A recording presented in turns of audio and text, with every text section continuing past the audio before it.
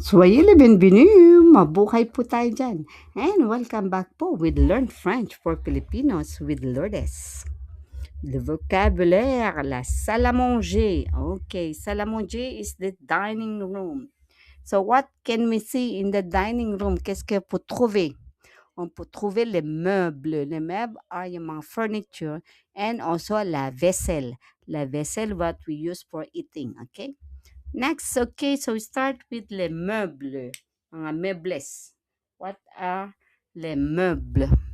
Of course, we have number one. It's not really number one, but it's la table. Can you see that? La table. La table is a table. La chaise. Le S will become a Z. La chaise. Hindi sa chest, no? Chaise. Chaise. Le buffet. Le buffet. Yun. The sideboard or the buffet on the wall. As beside the wall. Next, we have la suspension. La suspension is the hanging lamp. Okay? Le vase. This is the vase for the flowers. Get it? Then we have la vaisselle. Vaisselle, like for example, what are the vessel? We have l'assiette. L'assiette is the plates. Or les assiettes, it's plural. That's plates. But l'assiette, because we need to pay a liaison, we need to connect. That's why it's l'assiette, the plate. Next, we have le verre, the glass. Le verre, okay? Next, we have les couverts, numéro 8. 8, c'est les couverts. Couverts, c'est the cutlery. When we say les couverts, it's everything in there. We have the knife, the fork, the spoon, the teaspoon. Okay? So, they called it les couverts. Okay? Les couverts, the cutlery. Of course, we have numéro 9, le tapis. Number 9, le tapis, the rug. And number 10, numéro 10, les rideaux. Les rideaux, because that's plural. Les, because les rideaux, there are many. Okay, 2 or more. It depends on the window. Les rideaux. Rideau, yan, X. Les is plural. X, rideau, is because there are many. The curtains. Can you follow? Then we have objet, outil. La carafe d'eau. Yan yung carafe d'eau when we put water. Okay? The carafe. Parang that's a picture for us. Okay? When we put water. Then we have le plat. Le plat is the dish or the platter. And then we have the salad bowl. Salad bowl or le vase. Vase. Din yan. But we call it le bowl. The bowl. And then le centre de table is for the decoration, the centerpiece of the table. Sometimes we put at the centerpiece. Okay? Il y a les expressions utiles. Nous dînons dans la salle à manger. Nous dînons, it means we dine in the dining room. Okay? Nous dînons. Then that's verb dinner. The verb dîner. Dîner is to eat dinner. Okay?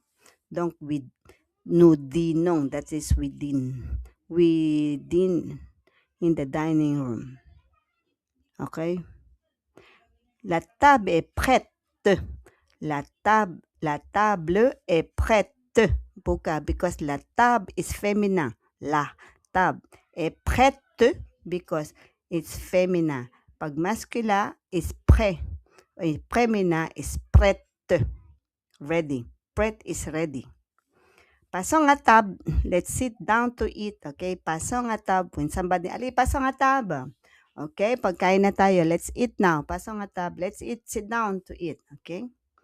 Ce repas est délicieux. This meal is delicious. Ce repas. Ce repas. This. So is this. Repas is masculine. So, ce repas est délicieux. Is delicious. Où est? Alors, où est le buffet? Buffet. Buffet. Il est contre le mur. That's the buffet. That's numéro 3. Où sont les assiettes? Ah, elles sont sur la table. When we say sur la table, it means they're on the table. OK, sur. Où est le vase? Il est au centre de la table. Centre is the center. We just make the RE center, and then reverse it, it will become centre. Il est au centre de la table. It is on the center of the table. Okay? What are the words, important words? Mon outil. Okay, mon outil. Ce sont spacieux. When we say spacieux, masculin, spacious, c'est féminin. That is spacious. Okay, we have a space. From the word space. Confortable is just the same in English. Comfortable. But in French is confortable. Okay? Next, élégant, masculin, but féminin, élégante. Élégante. Okay? It's very elegant. Okay? Chaleureux, masculin. Chaleureuse is feminine, and that is warm. Okay? Ganda yung ano. It's very warm. Welcoming. Then we have accueillant, masculin. Et accueillante is feminine, and that is very welcoming. Okay? Donc, spacieux, spacieuse, confortable, confortable, élégant, élégante, chaleureux, chaleureuse, accueillante, accueillante. Get it? Merci. Et merci d'avoir regardé et écouté cette leçon. Et j'espère que vous continuez à progresser et pour bien écouter. You need to listen carefully. You pour répéter. You need to repeat it so that you can pratiquer. You need to practice it. Et apprenez chaque jour. You need to learn every day. Et parler sans avoir peur. Vous êtes capable de parler sans avoir peur. Yes, you can speak without fear. So, I hope you will like, subscribe, cliquez, subscribe, et comment, please comment with my Facebook. S'il vous plaît. Merci beaucoup. Au revoir ou à très bientôt, ou à demain. Au revoir. Merci beaucoup. Au revoir.